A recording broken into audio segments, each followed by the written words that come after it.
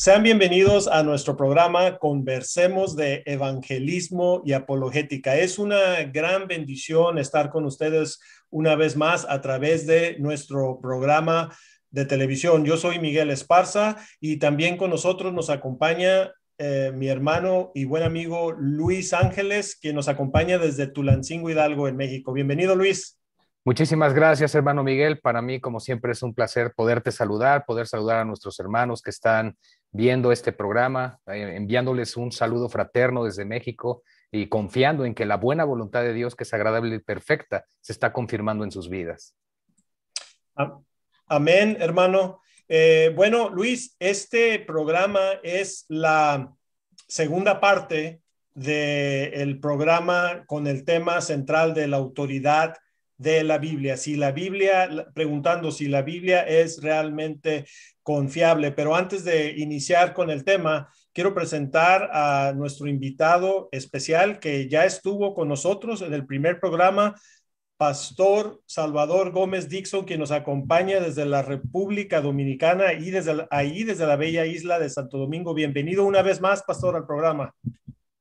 Qué gusto y placer poder estar con ustedes en este programa y compartir acerca de un tema tan vital, central, como es la palabra de Dios, y poder llegar a aquellos que quizás no han escuchado mucho acerca de la misma Biblia y que puedan así familiarizarse más con ella y quizás animarse a leerla, comenzar a leerla y así bendecir sus almas.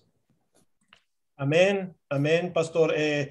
Como una estadística informativa, la Biblia es el libro más vendido en toda la historia. Circula en todo el mundo y está traducido en más de 1,400 idiomas. Eso es increíble pensar, pero bueno, es una estadística que quería compartir porque creo, hermanos, que no hay otro libro tal como la Biblia. En el último programa estábamos hablando sobre la inerrancia de la Biblia. Estábamos hablando que que Dios, perdón, usó al hombre como un instrumento para comunicar su palabra a través de este libro llamado la Biblia, recordando que les compartimos en el programa pasado que la Biblia son 66 libros que fueron escritos por aproximadamente 40 escritores en un periodo de 1,500 años aproximadamente en 3 continentes distintos y en 3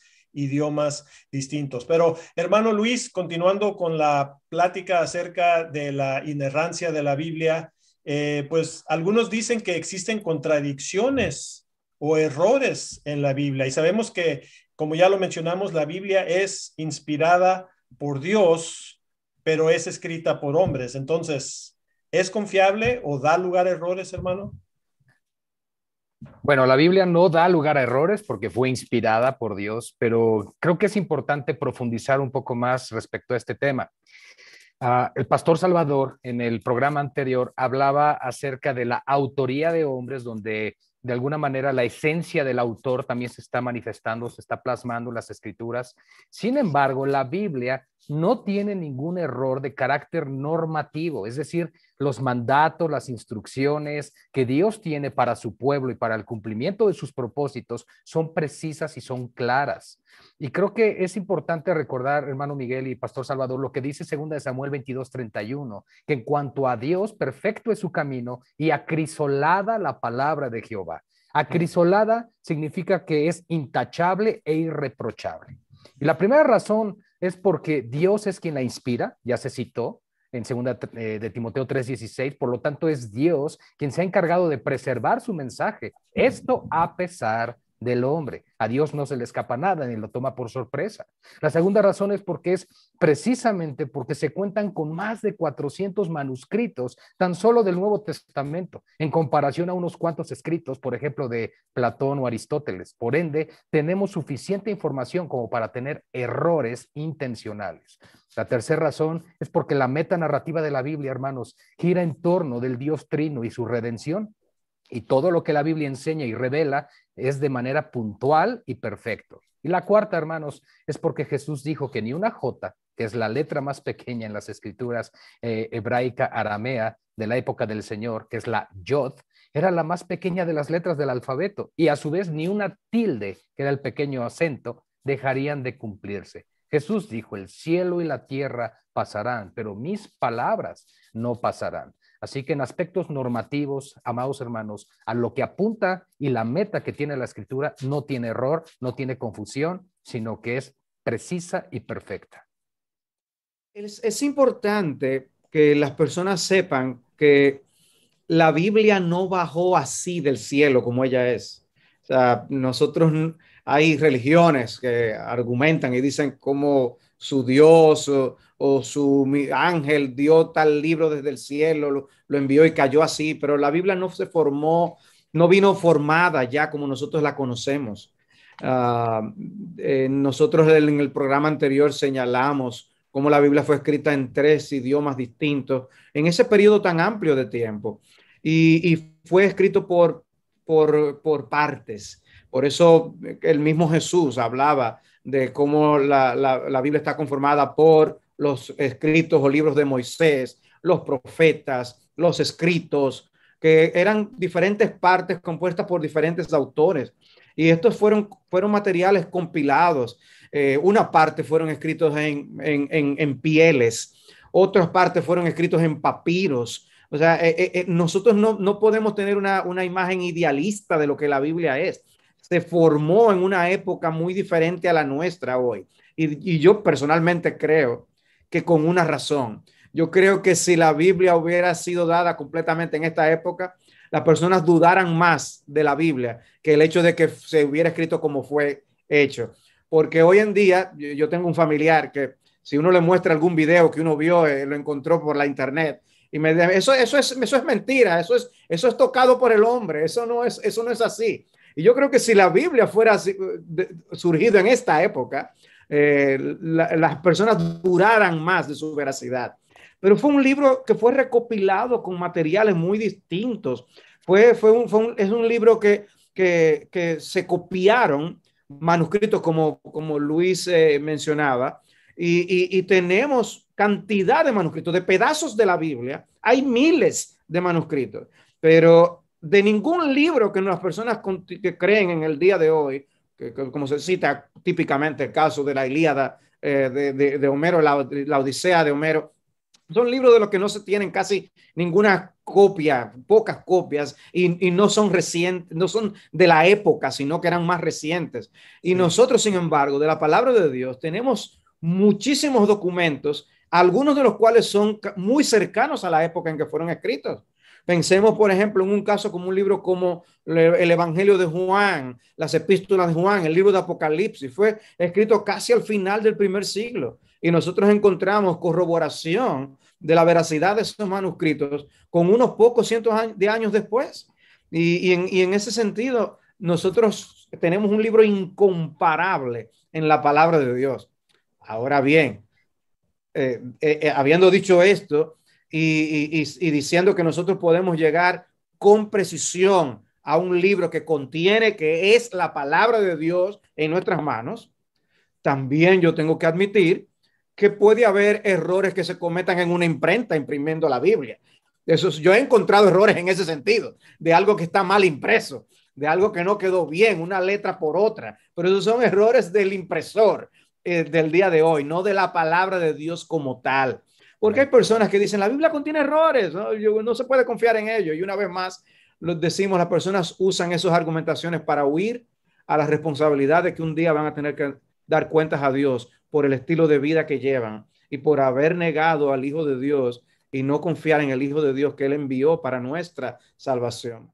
Así es, pastor. Y algunos dicen, pues es que hay muchos errores, ¿verdad? En la Biblia o contradicciones. Y yo a veces les respondo, sí hay muchos errores que se cometieron. David cometió unos errores muy graves. Judas cometió un error muy, muy fuerte, ¿verdad? Aún hasta Pedro también, que negó a Jesús hasta 3 veces. Y la verdad, pastor, hermanos, es que pues las personas siempre, hermano Luis, siempre van a dar excusas y van a dar contradicciones. La verdad de esto, la que dice la palabra de Dios, es que todos hemos fallado, todos hemos pecado y hemos sido destituidos de la gloria de Dios. Nadie se puede escapar de eso. El que dice que no ha pecado es mentiroso, así dice la palabra. Entonces, esa es la realidad que nadie, ninguno de nosotros, ninguna persona se puede escapar. Y creo, hermanos, que ahí está el punto principal de lo que estamos hablando. Estamos con el pastor Salvador Gómez Dixon, quien nos acompaña desde la República Dominicana, también con nuestro hermano Luis Ángeles desde la ciudad de Tulancingo, Hidalgo, por allá en el bello país de México. Y estamos hablando de la confiabilidad de la Biblia. Y hermanos, una de las circunstancias y características de la Biblia que me llamó a mí mucho la atención cuando yo empecé a estudiar la palabra de Dios. Yo realmente, hermanos, nunca he sido un escéptico o no en decir que Dios no existe, pero cuando empecé a estudiar la palabra de Dios y empecé a leer desde el libro de Génesis y yéndonos hasta el libro de Apocalipsis, y ver lo que se profetizó en el Viejo Testamento, las profecías mesiánicas acerca de Jesucristo, y que más de 200 de esas profecías se cumplieron verazmente en el Nuevo Testamento. Para mí, hermanos, eso fue algo muy impactante, cómo negar lo que un profeta en el Viejo Testamento, lo que Dios le inspiró, la información que Dios le dio y que luego se cumplió en el Nuevo Testamento acerca de la vida de Jesucristo. Miqueas 5:2 dice, Isaías 7,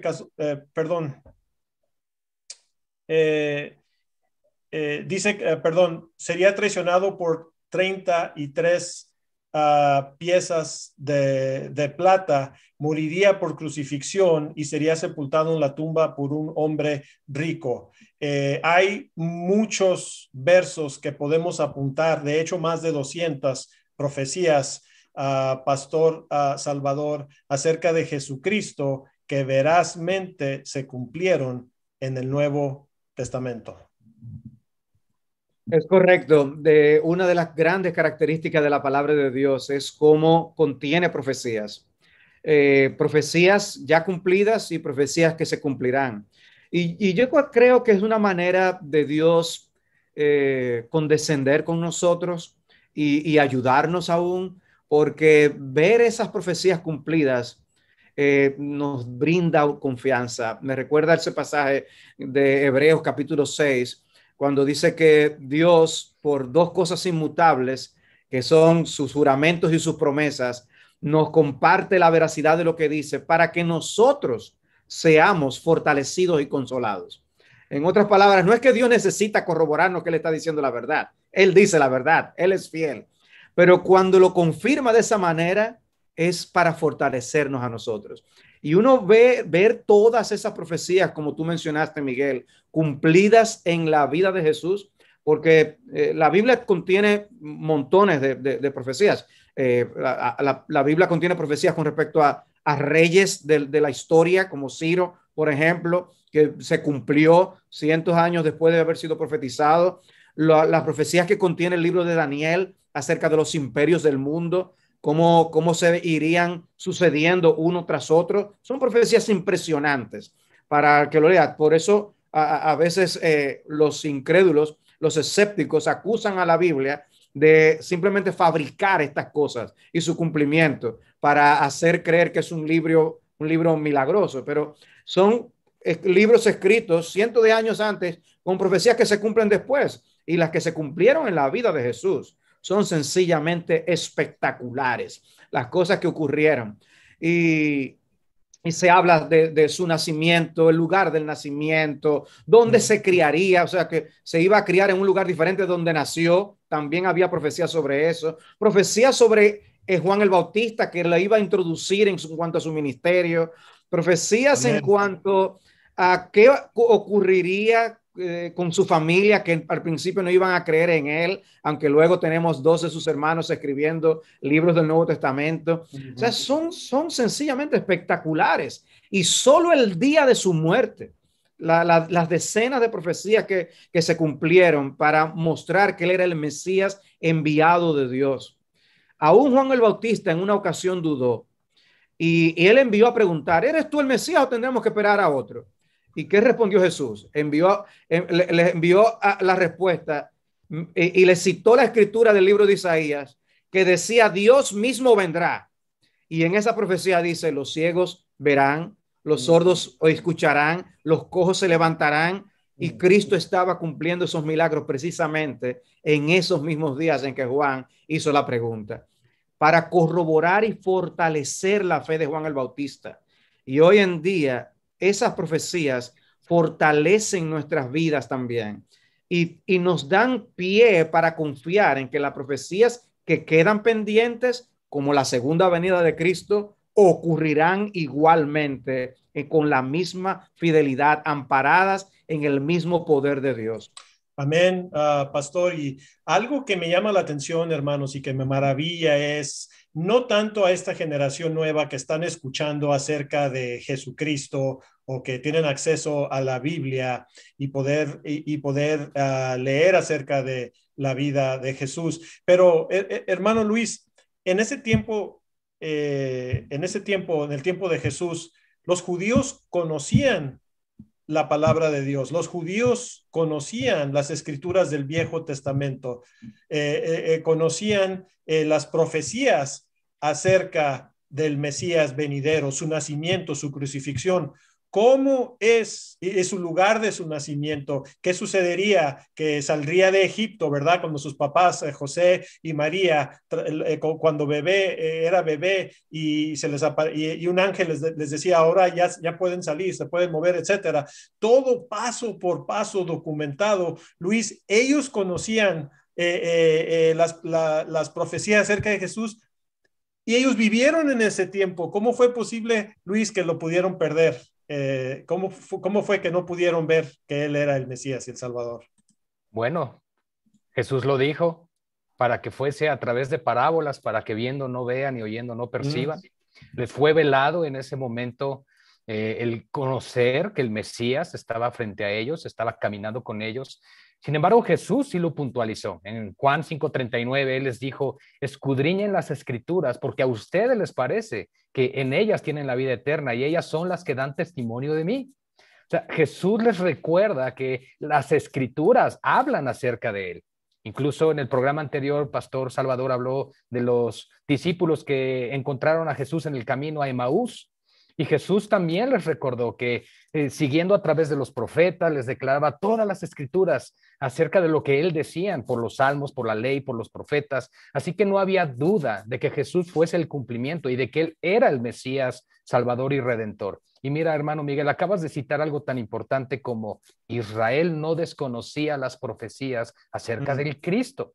Y claro, en la primera predicación o en el sermón inaugural que encontramos en Hechos capítulo 2, donde el apóstol Pedro está predicando a los creyentes judíos principalmente, se encuentra un texto clave con respecto al tema que estamos citando.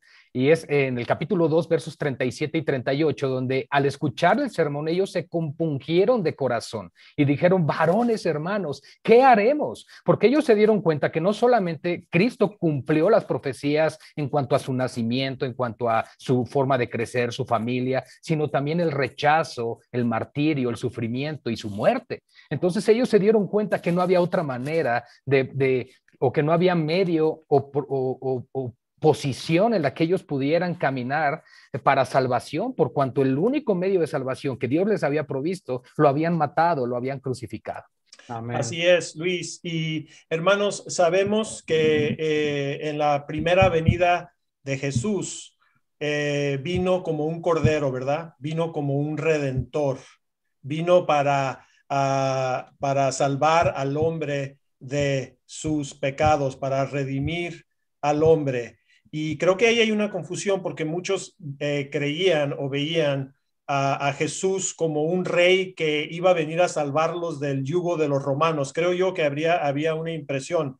Entonces malentendieron, Jesús vino en su primera venida, vino como un cordero, hermanos, pero en su segunda venida viene como el león de Judá, ¿verdad? Viene a restablecer todo, viene a tomarse a su pueblo para sí mismo, que es el pueblo de Israel. Y Y creo que ahí hubo una confusión y bueno, poquito más de 2000 años después, pues todavía hay confusión acerca de eso, ¿verdad? En el mundo y tal vez aún, lamentablemente, hermanos, tal vez dentro de la iglesia también existen ese tipo de confusiones. Y eso nos lleva al último punto, que es, hermanos, el que aún dentro de la iglesia hay escépticos, algunos que no creen en la confiabilidad de la Biblia. Estamos hablando ya ahora, vamos a entrar al entorno de la iglesia cristiana, del cuerpo de Cristo. Algunos que no creen que la Biblia es 100%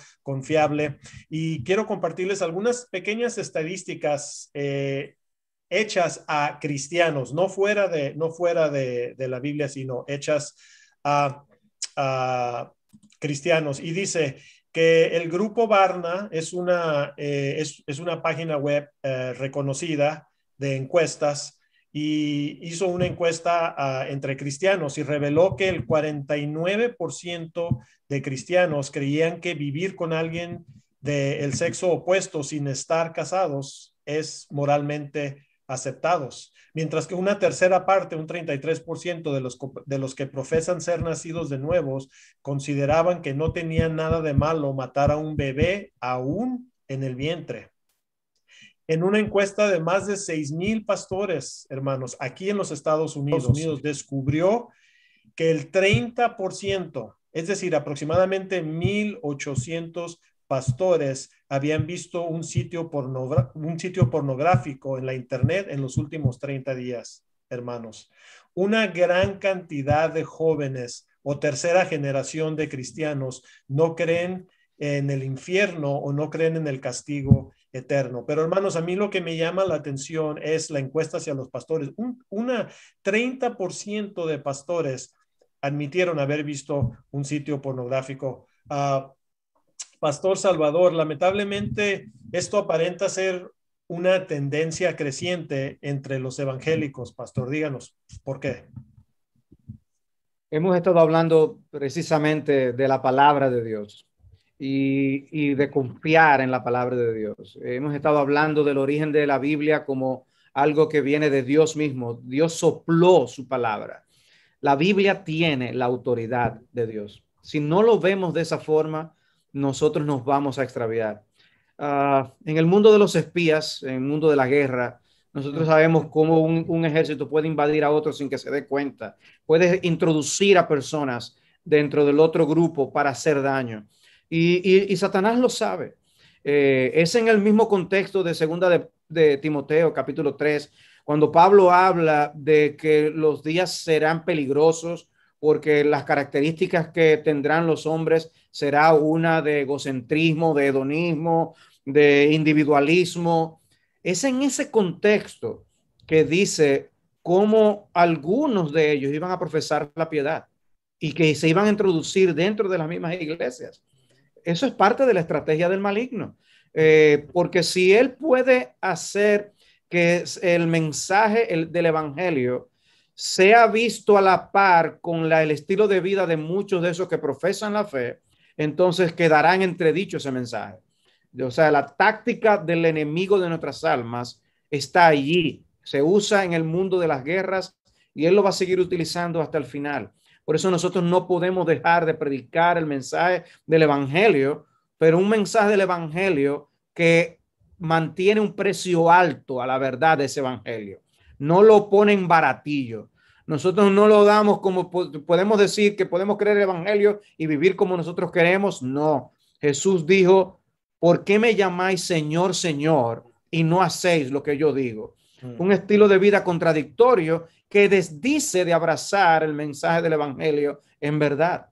Y ciertamente va a haber luchas contra las dudas, con la incredulidad. El mismo Tomás es presentado como un apóstol que fue afectado por la incredulidad y dijo que no iba a creer en Jesús si no iba a ver sus heridas y poder tocar su mano, con su mano esas heridas.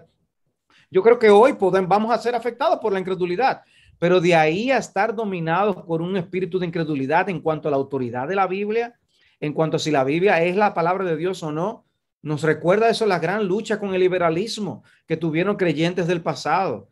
de lo cual Spurgeon nos advirtió que iba a ocurrir. Luego en el siglo XX, esas fieras batallas que se libraron contra el liberalismo. Nosotros no estamos ajenos a esa lucha que hay, esos ataques contra la palabra de Dios. Y nosotros hoy tenemos que seguir defendiendo el mensaje del evangelio que contiene la palabra de Dios, porque es la única esperanza para el hombre pecador en Cristo Jesús.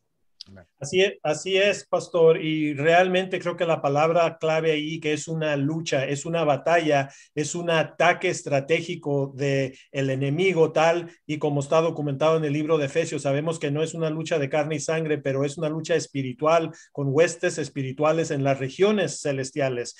Hermano Luis, y tenemos un minutito solamente, pero hablando de que es una lucha, otra de las estrategias que ha usado el enemigo es en la sociedad que vivimos en cuestiones del relativismo. La verdad es relativa, y la verdad no es absoluta, y creo que ese es otro ataque, hablando de la verdad. Creo que es otro ataque palpable que podemos ver aún dentro del entorno cristiano.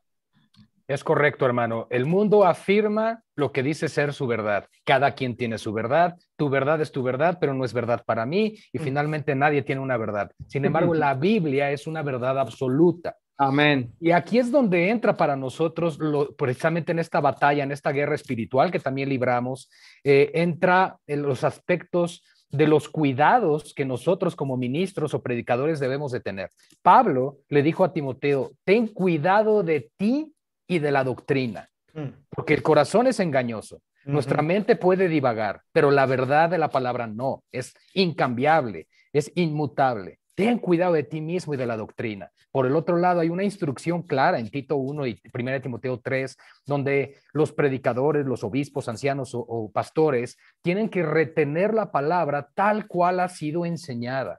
Y creo, amados hermanos, que uno de los fundamentos en el llamado pastoral y en el oficio de los predicadores es precisamente amar la palabra, defender la palabra y proclamar la palabra con toda autoridad y con toda veracidad.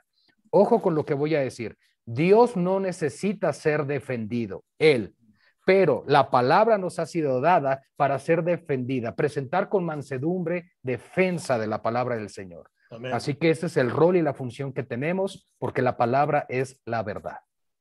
Así es, hermano Luis. Hermanos, se nos ha terminado este tiempo. Quisiéramos que pudiéramos expandir el tiempo, pero esa no es capacidad del hombre, así es que no vamos ni siquiera a considerar eso.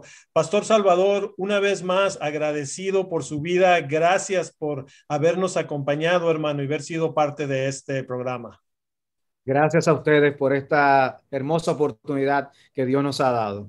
Esperamos de todo corazón que nos pueda acompañar en un programa venidero, y de todo corazón que pues podamos ir a visitarlos a la República Dominicana, si el Señor lo permite, próximamente. Un gran amén a eso. Y de esta manera concluimos nuestro programa Conversemos de Evangelismo y Apologética, donde estamos comprometidos a revisar estos temas a la luz bíblica. Esperamos que haya sido este programa de bendición, y recuerden, amados hermanos, que nuestra meta, nuestro llamamiento es de cumplir la gran comisión y de ir a predicar el evangelio a todo el mundo con toda criatura. El Señor les bendiga grandemente. Nos vemos la próxima. Visítanos en línea en español.livingwaters.com. Obtén el curso de entrenamiento básico en evangelismo, Los Pasos del Maestro, con una guía de estudio completa. Revoluciona tu iglesia y enseña a tu congregación cómo alcanzar efectivamente a los perdidos. Además, hallarás herramientas evangelísticas gratuitas, libros, tratados, películas evangelísticas y mucho más. También te podrás registrar a nuestro boletín informativo. Visita español.livingwaters.com y nuestros sitios en YouTube y Facebook.